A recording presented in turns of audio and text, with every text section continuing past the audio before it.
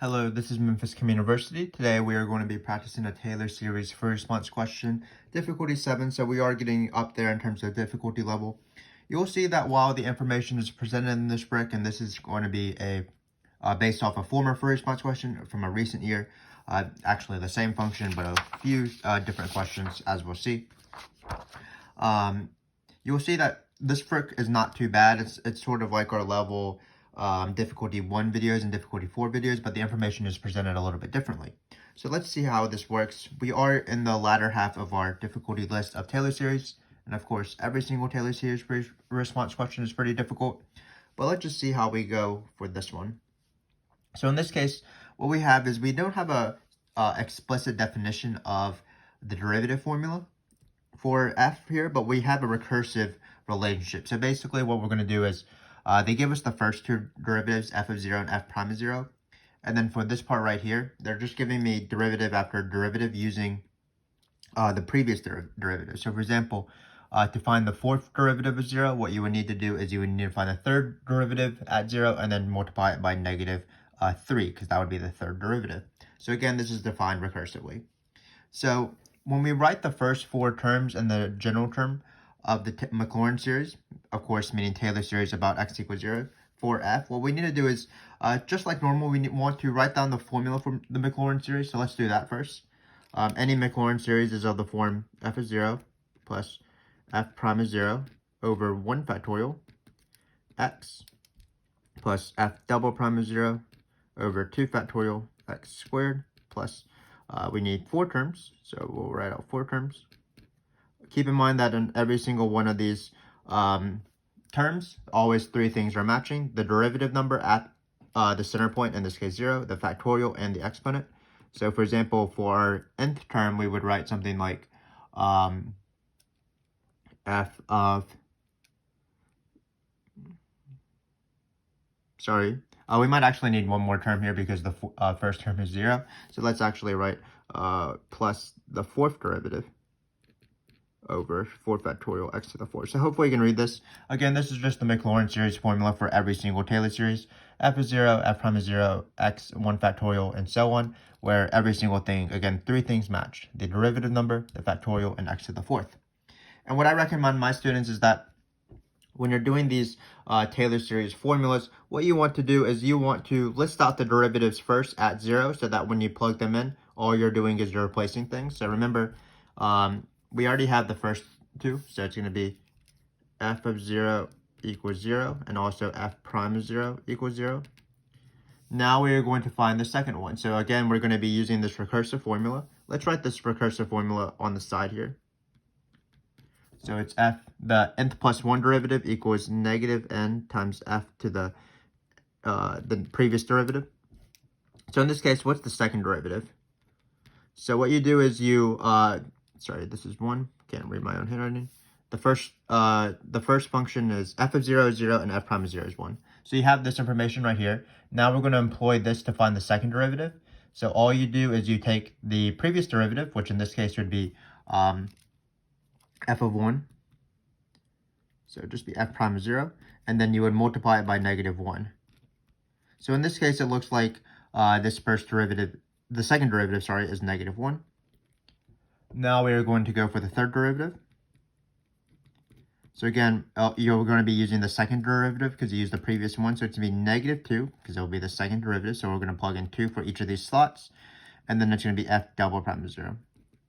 So that's going to be negative 2 times negative 1. That's, of course, 2. And then finally, we have f to the 4th derivative, which is going to be using the third derivative because that's the previous one. Plugging in 3 for both of these slots, it's going to be negative 3 times f of 3. We can just use tick marks of 0. F of 3 is 0 is the previous one. It's 2. So it looks like this is going to be negative 6.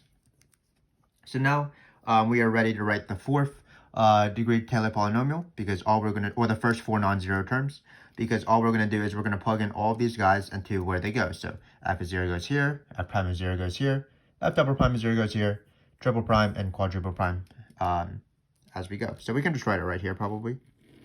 Keep in mind that we're going to be dividing by some factorials, so a lot of things will cancel. So for example, when we plug in f of 0 here, that's just 0. Then when we plug in here, it'll be 1 over 1 times x. That's just x.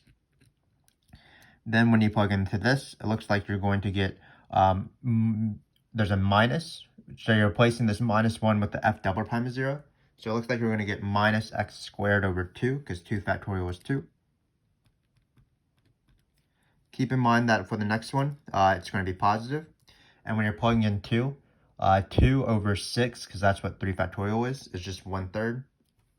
So in this case, you're going to get x cubed over 3 minus, and then finally, we're going to do this guy right here. What you do is you plug in this number, negative 6. Negative 6 over 4 factorial, which is 24, is just negative 1/4. So this is the term. These are the first 4 non-zero. Keep in mind that this happens to be the 4th degree Taylor polynomial, but they are slightly different in terms of other questions. First 4 non-zero literally means, we should write non-zero, by the way. But first 4 non-zero literally means the first 4 non-zero terms. Taylor degree polynomial means go up to the 4th, the x to the 4th, and include every other term before it. So for example, if we did have a constant in the front, which we didn't have in this case, the first 4 non-zero terms would be different than the 4th degree Taylor polynomial. So this is how you do Taylor series. We have to do one last thing. We have to find the general term as well. But the general term actually isn't too bad. You can actually base the general term not off the Taylor series formula, because it looks like it's pretty easy to get a pattern here. So what it's going to be is it's going to be plus, so the general term, we can write it on the side. Looks like there's going to be a negative 1 to some power because it's alternating. We'll determine that later. And then it looks like the exponent is the same as dividing by the denominator. There's no factorials because everything canceled out. So it looks like it's just x to the n over n. Like 4 over 4, 3, 3, 2, 2. And then all we have to determine is, do we want this to be to the n or to the n plus 1? And how we determine is, well, this first term is going to be plugging in n equals 1. So notice it will be x over 1. So what we want is this first term to be negative. So what we're going to do, not negative, positive. So we want the negative to cancel out. So if we wrote n here, when we plugged in 1, that means that it'll be negative 1. We don't want that. We want it to be n plus 1, actually. And that will allow my derivative, my general term to match. So for example, when you plug in 4, you'll get 4, 4, and then you'll have negative 1 to the 4 plus 1. That's negative 5. Sorry, negative 1 to the 5th. I don't know what I'm saying today. And negative 1 to the 5th is a negative number. So that's why you would get this term. So this is our answer, the first 4 non-zero terms, and then this is the general term. So again, even if this question is sort of defined weirdly because the function's derivative was given by a recursive formula, we did the same thing. We listed our normal same thing. We listed the Taylor series, the Maclaurin series. This is the Maclaurin series for every single function. Then, in order to write the specific Maclaurin series for this question, what we did is we listed out some derivatives, and then we started plugging in where they go, and then we also canceling things out as necessary, and then we found the general term as well. So again, not too bad. This is how I form the Taylor series of any Maclaurin series when I'm starting from scratch. Remember that the main question you're asking in these Taylor series questions are, am I starting from scratch, meaning am I using this Taylor series formula right here, or am I going from one Taylor series to another? And that would be an example of like they give you a special function. We've done this before. This was the last video, or 2 videos ago, I think, difficulty number 5. But in those cases, you're not starting off with this formula because you're going like Taylor series of e to the x to the Taylor series of e to the x squared. Same thing for derivatives and integrals of Taylor series. You wouldn't want to start off with a formula. So again, your key question is, do I have a Taylor series at all? If you do have a Taylor series, you're usually going from one Taylor series to the next without using the formula. But if you're starting from scratch, if you're writing the first Taylor series, if they give you information about the derivative, then you're going to use the formula. So now we're going to actually take a little bit of a break, and we're going to be asking a series question. So this question says, when you plug in 1 into this general term right here, do you get something that converges, conditionally, converges absolutely, or diverges? So what you need to do is remember that converge absolutely means we're going to plug in our number, but we're going to take the absolute value of that and see if that converges or diverges. So in this case, what we're going to do is we are going to plug in, for example, x equals 1. So when you plug in x equals 1, remember that don't get confused with n's and x's. You're only plugging it into x. So you're going to get negative 1 to the n plus 1. 1 to anything is 1, so you're just going to get this series right here. This is a famous series. This series is the alternating harmonic series.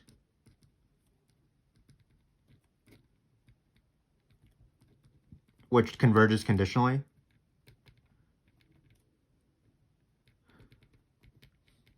And we'll explain why. So first off, why does it converge?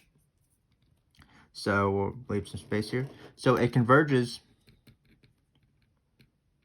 by AST.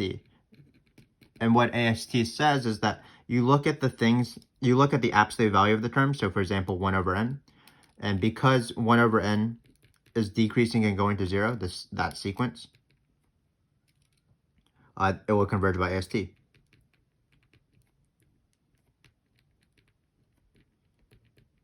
So again, when you have an alternating series where the bottom is sort of bigger than the top in terms of the exponent, it's probably going to converge by AST, and it's because the sequence is decreasing and going to 0. Now we have to determine whether it converges absolutely or conditionally. So what we're going to do is we're going to see if this series converges, but this series is the harmonic series. It's the most famous divergent series. So this diverges by harmonic. P equals 1 if you want to say. So this is what the definition of converge conditionally actually is.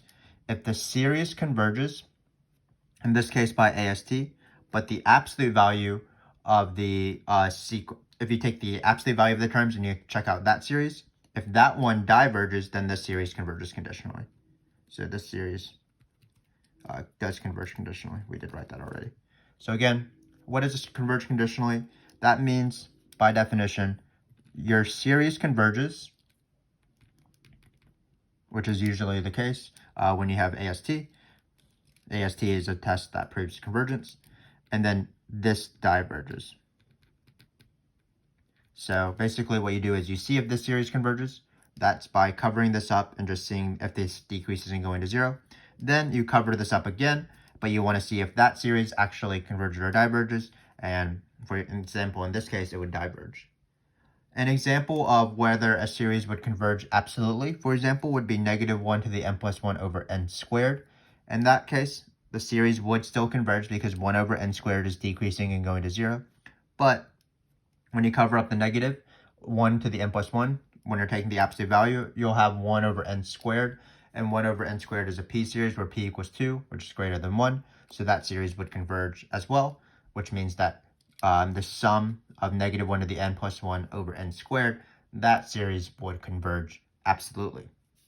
What they want me to do next is to plug in negative 1 instead. So when you're plugging in negative 1, and we've seen this before in our videos on interval of convergence, we're plugging in negative 1 into this. What you want to be careful of is to make sure that what's going on with these negative 1. So for example, there's really 3 cases. Either it'll be negative 1 to an even integer, that means that it'll be always 1. Negative 1 to an odd integer, that means it'll be always negative 1. And then finally, negative 1 to a alternating thing, then it'll be similar to this. So alternate, probably converge conditionally if the power is n on the 1 on the bottom, and then if it's bigger than 1, it would converge absolutely. But in order to determine that, what you want to do is you want to combine these negative 1s as best as possible. So I'm going to do that on the side. So when you combine these, what you're going to be doing is you're going to be doing the exponent rule. A to the b times a to the c is equal to a to the b plus c. So in this case, we're going to get sum, and we have 2 negative 1s, and we're going to just add them. N plus 1 plus n is 2n plus 1 over n. 2n plus 1 is a way to write odd integers. So notice when you plug in any integer, for example, 0, 1, 2, 3, 4, no matter what, you'll double it and then add 1, so you'll end up with an odd integer. So this means that negative 1 to an odd integer is just negative 1. So in this case, when you plug in x is equal to negative 1 into our series, looks like we're just going to get negative 1 at the end, and this is the negative of the harmonic series. So this diverges. Keep in mind that this negative 1 indicates that it's not alternating at all. So again, this is a nice little review of converge absolutely and conditionally. What you want to do is, if you test that something converges by AST, you want to cover up the negative You want to take the absolute value of the terms and then see if that sequence or that series converges or diverges. If both of them converge, the series and the absolute value form of the series, that means it converges absolutely. If the series converges and the absolute one diverges, that means it converges conditionally.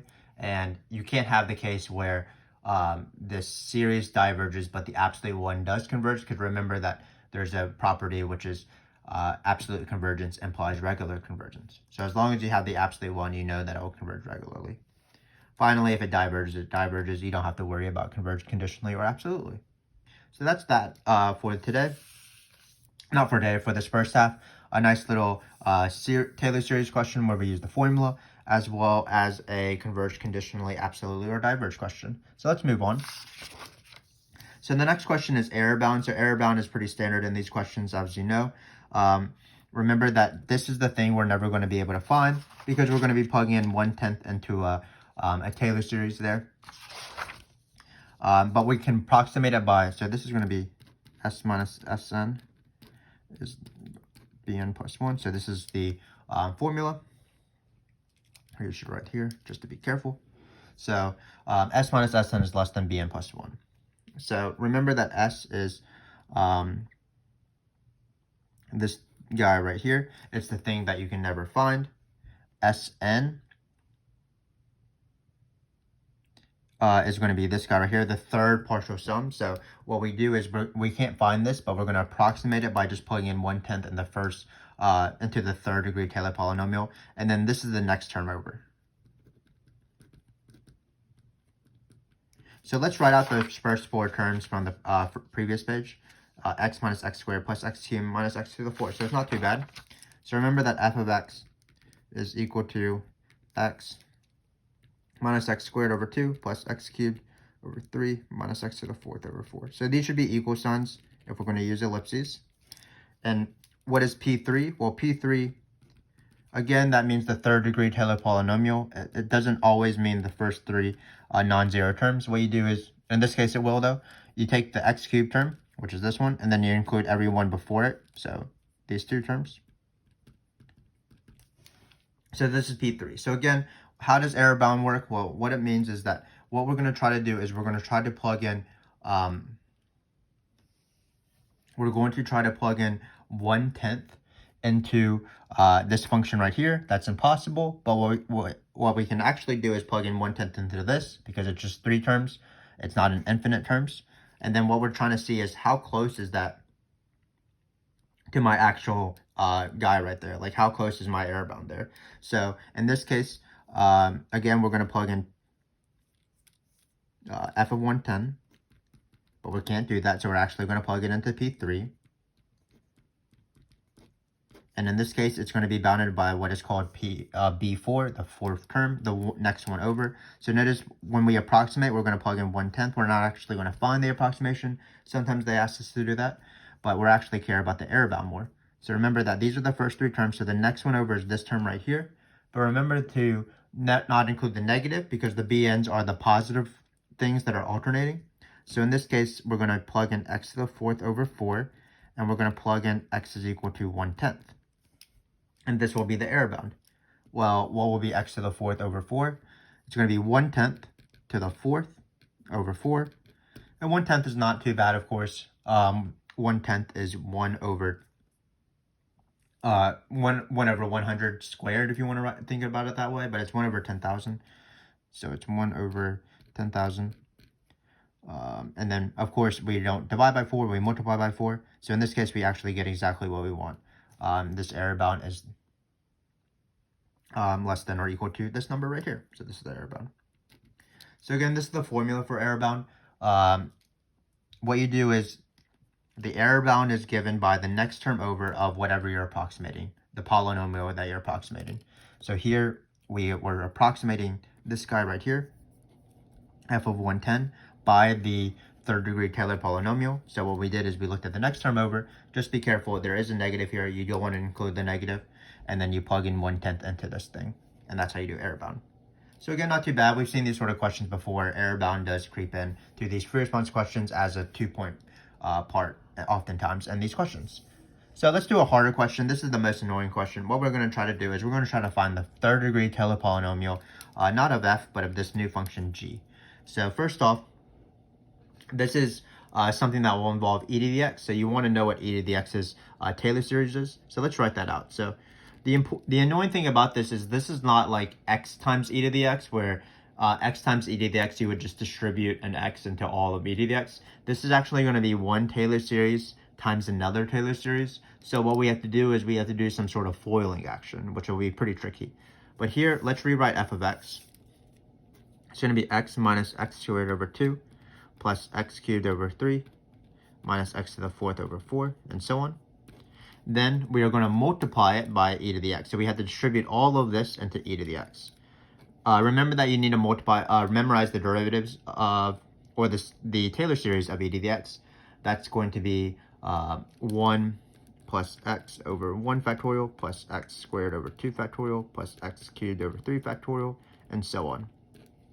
You do want to memorize e to the x, sine of x, cosine of x, probably ln of 1 plus x, and also how to do geometric series questions if you want to check those out. That's going to be, I believe, our difficulty number 9 video, where we deal with a geometric series and writing that Taylor series as well as an ln, and then having a weird error bound question. But for now, what we have to do is basically we're going to have to distribute all of this out. Keep in mind that we're going to stop every single time we hit an x cubed. So what we're going to do is we're going to take this x and then multiply it, sort of rainbow action, foiling, and we're going to multiply it term by term by term until we get something bigger than x cubed, and we can stop. Then we're going to take x squared over 2 and multiply it term by term by term. And then finally, we're going to do the same thing with x cubed over 3. Notice that we can stop after this point because you'll be multiplying by x to the fourth, and you'll get something bigger than x cubed. So let's do that slowly. Let's first multiply x by all of these terms. So it'll be x times 1, that's just x, x times x, which will be x squared, and then x times x squared over 2, that's x to the third over 2. And notice that I can stop for this first term because when I multiply the next x, it'll be x times x cubed over 3 factorial, and then that'll be x to the fourth, so that'll be bigger. So now I can stop this term, and I can go to this term right here. Keep in mind that there is a negative, excuse me, which is kind of annoying, but let's just go for it. So it's going to be minus x squared over 2 times 1. That's pretty easy. That's just minus x squared over 2. Then it'll be minus x squared over 2 times x, because 1 factorial is 1. So it'll be minus x cubed over 3, because we're adding the exponents when we multiply them, when we multiply x squared times x. So it's still going to be over 2, because this is still divided by 2. And then it looks like we can stop here because notice when we multiply this term by this term, x squared over 2 times x squared over 2, you're going to be left with x to the fourth over 2. But x to the fourth over 2, again, has a bigger power than the third degree, so we can stop there. So now we just have to go to this term right here. Looks like we are going to multiply x cubed over 3 times 1. And then we can actually stop here because x cubed over 3 times x, that will give you an x to the fourth term. So now we are actually done. All we have to do is so let's write P3 for the third degree Taylor polynomial. So all we have to do is combine like terms. So this is the only x, so that stays by itself. These x squareds, 1x squared minus half an x squared will just be another half of an x squared. And then finally, these x cubes will cancel because it's plus and minus, and then we'll be left with this. So this is the third degree Taylor polynomial. Again, not a terrible question, as you can tell. You just have to be very careful. It is sort of basic math. It's just foiling. You just want to be careful as you foil. X times all of this, x squared over 2 times all of this, x cubed over 3 times all of this, and you want to be aware of when to stop. And so what you do is you want to be always wary of which Taylor degree, which degree of the Taylor polynomial that they want you to find. And anytime you get a bigger exponent than that, you can just stop that part and go on. Because theoretically, of course, both of these Taylor series go on forever. So you can't just keep multiplying x by all of these. You'll be going forever, and you'll never be able to get to this step. But because we want to find a certain degree, you can stop after you hit certain powers. So again, not too bad of a free response question in my opinion. A little bit tricky in terms of how they express the information. but we were still able to use our general strategy of writing the formula down, finding the derivatives, using this recursive equation in this case to find the Taylor series, or the first 4 term of the Taylor series, and the general. We talked about additional convergence and absolute convergence. Basically, what you do is for anything that's alternating, you first cover up the negative and see if that thing is decreasing and going to 0. That will tell you whether it converges by AST. Then you cover up the negative one again, but you want to see if that series just converges or diverges. If it diverges, that means the series will converge conditionally, the absolute value form. And if it converges, that means that the series will converge. So example, this is a series that converges. Another example would be if you wrote square root of n, that would still converge conditionally. If you wrote n squared or n cubed, then it would converge absolutely, if you want to practice those convergence questions. Then we had a very standard error-bound question. So what we wanted to do is approximate something with a 3rd degree Taylor polynomial. So the next term over was the 4th degree term. We didn't include the negative, and all we did was we plugged in 1/10 into this. Finally, we had a sort of annoying question with finding the 3rd degree of the Taylor polynomial. Notice, though, that our strategy for this question was very different than our strategy for part A. For part A, we used the Taylor series formula. Theoretically, if you wanted to, you could find some derivatives. You could find the first derivative, second derivative, third derivative using product rule, but that'd be so nasty and so difficult. It's much easier to do it this way. So this is what I'm talking about. In this case, we did the general strategy of going from the Taylor series formula to create our first Taylor series.